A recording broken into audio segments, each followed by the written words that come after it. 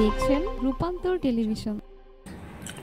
দেখেন, এই অন্তর্বর্তীকালীন সরকার এটা কখন আসলো? যখন দেশ থেকে স্বৈরাচার বিতাড়িত হলো, পালিয়ে গেল। এখানে এরপরে দেশ কাউকে না কাউকে চালাতে হবে। সর্বজন শ্রদ্ধেয় ব্যক্তি ছিলেন ডক্টর মোহাম্মদ ইউনূস স্যার। সবার সম্মতি নিয়ে ওনাকে অন্তর্বর্তী সরকারের প্রধান করা হলো। উনি প্রধান উপদেষ্টা হলেন। উনি যেভাবে চালাচ্ছেন আমাদের মতে উনি একেবারে খারাপ না, আর খুব ভালো যে বলবেন সেটা অতদূর বলা যাবে না। তবে রক্তে বংশে উনিও তো একজন মানুষ। ওনাকে যারা ফ্লপ করাতে চান, ওনাকে বিতর্কিত করতে চান, তারা হচ্ছে এই সমাজের কিছু মুষ্টিমেয় শত্রুপক্ষ। আমি মনে করি শত্রুপক্ষ কিভাবে? এরা দেশের ভালো চায় না, জনগণের ভালো চায় না।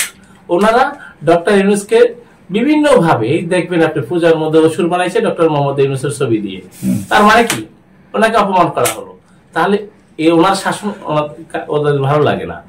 আর ডক্টর মোহাম্মদ ইউনূস উনি চেষ্টা করছেন যতটুকু সম্ভব, যখন দেশের প্রশাসন যন্ত্র চলে না, আওয়ামী লীগের দোষরা বিভিন্ন সেক্টরে এখনো বিদ্যমান, তো উনি ওনার থেকে চেষ্টা করছেন আমি মনে করি যে যতটুকু ভালো করা যায়।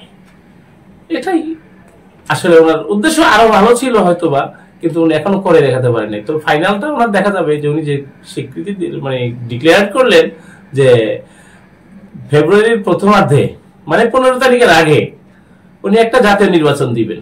সেটা যদি উনি পালন করতে পারেন, করে দেখাতে পারেন, তাহলে মনে করেন উনি 100% সফল। আসলে দেখেন, দেশের প্রশ্নে যারা 24-এর আন্দোলনের একক শক্তি, সেক্ষেত্রে শুধু বিএনপি, জামাত, এনসিপি বা অন্যান্য ছোটখাটো দলগুলো, এগুলো বিষয় না। বিষয়টা হচ্ছে এদেশের জনগণ। এদেশের জনগণ একটা হয়েছিল স্বৈরাচারের বিরুদ্ধে। জনগণ তার জবাবটা বুঝে নিছে এবং স্বৈরাচার পালাই গেছে। দ্বিতীয়ত, এখানে আমরা কিন্তু দেশের প্রশ্নে যে কোনো দল বলেন, সবাই কিন্তু আমরা একমত। দেখেন, এক্ষেত্রে আমরা কত ছাড় দেব। আর আমাদের সাংগঠনিক অভিভাবক জননেতা জনাব তারেক রহমান যখনই কোনো ইস্যু আসতেছে, উনি মনে করতেছেন যে ঘাপলা লাগবে, কোনো সমস্যা সৃষ্টি হবে, উনি সেখানে বিশাল একটা ছাড় দিয়ে যাচ্ছেন। হ্যাঁ, এই ছাড়টা আমাদের মতো অবস্থানে, জাতীয়তাবাদী শক্তির মতো অবস্থানে যদি অন্য কেউ থাকতো, এর 10%ও দিত কিনা আমার সন্দেহ আছে। আপনি কি মনে করেন বর্তমান রাজনৈতিক অবস্থা গণতন্ত্রের পুনঃপ্রতিষ্ঠার জন্য একটি বাধা নাকি একটি সুযোগ হয়ে দাঁড়িয়েছে? রাজনৈতিক ব্যবস্থা তো প্রচলিত নিয়ম। গণতন্ত্রের শুরুটা হলো কখন? সেই বহুদলীয় গণতন্ত্রের প্রবক্তা কে? আমাদের আদর্শের জনক শহীদ রাষ্ট্রপতি জিয়াউর রহমান বীর উত্তম। উনি যখন এদেশের রাষ্ট্র ব্যবস্থায় প্রধান হলেন, রাষ্ট্রপতির আসনে আসীন হলেন, তারপরে চিন্তা করলেন যে না, এদেশের যত জনগণ আছে, যারা আছে, সবাই এই গণতন্ত্রের সুবিধাটা ভোগ করবে, সে শত্রু হোক আর বন্ধু হোক। সেক্ষেত্রে উনি করলেন কি, বহুদলীয় গণতন্ত্র চালু করলেন। এখন যে রাষ্ট্র ব্যবস্থাটা চলতেছে, গণতান্ত্রিক ধারাটাকে পুনরুজ্জীবিত করার জন্য, আধুনিক বাংলাদেশ বিনির্মাণের জন্য যে পদ্ধতিগুলো আছে, এগুলো হয়তো ওনারা অনুসরণ করতেছেন। কিছু কিছু ক্ষেত্রে একটু ভুল হতে পারে, তো সেটা ধরতেব না। বাংলাদেশ একটা স্বাধীন দেশ, সার্বভৌম দেশ। এখানে গণতন্ত্রের চর্চা চলবেই, পাশাপাশি আপনার সংস্কার চলবে।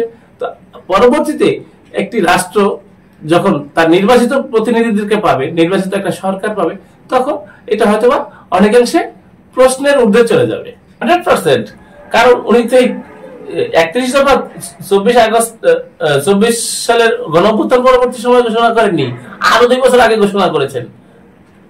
কারণ কি, এই অভাবতাড়িত দরিদ্র জনগোষ্ঠীকে যদি আপনি শৃঙ্খলবদ্ধ করতে চান, তাহলে কি করতে হবে? তার যে নৈতিক যে মৌলিক অধিকারগুলো, এই অধিকারগুলোকে আপনার প্রতিষ্ঠিত করতে হবে। প্রতিষ্ঠিত করলে আপনি কি সুন্দর স্বপ্নিল আগামীর বাংলাদেশ দেখতে পাবেন। মাঠ পর্যায়ে আপনারা দলীয় কর্মীদের নতুন উদ্দীপনা তৈরি করার জন্য কি কি ভূমিকা রাখছেন বর্তমানে? দেখেন, মাঠ পর্যায়ে কি আমাদের শহীদ জিয়াউর রহমানের আদর্শ, আমাদের দেশনেত্রী গণতন্ত্রের জননী মা বেগম খালেদা জিয়ার আদর্শ, আমাদের বর্তমান অ্যাক্টিং চেয়ারম্যান, আমাদের সাংগঠনিক অভিভাবক জননেতা জনাব তারেক রহমানের আদর্শ, এগুলোকে যদি আপনি ফলো করেন, বিএনপি যদি প্রত্যেকটা স্তরে স্তরে এগুলোকে ছড়িয়ে দিতে পারে এবং এগুলোর বাস্তবায়ন যদি মাঠ পর্যায়ে করা সম্ভব হয়, ইনশাআল্লাহ এটা একটা দৃষ্টান্ত হয়ে থাকবে দেশের জন্য। আপনি যদি আমাদের এই ভিডিওটি ফেসবুক থেকে দেখে থাকেন তাহলে অবশ্যই লাইক, কমেন্ট ও শেয়ার করতে ভুলবেন না। আর যদি ইউটিউব থেকে দেখে থাকেন তাহলে অবশ্যই সাবস্ক্রাইব করে বেল বাটনটি বাজিয়ে দিন। এরকম আরো নিত্য নতুন নিউজ পেতে আমাদের সাথে থাকুন।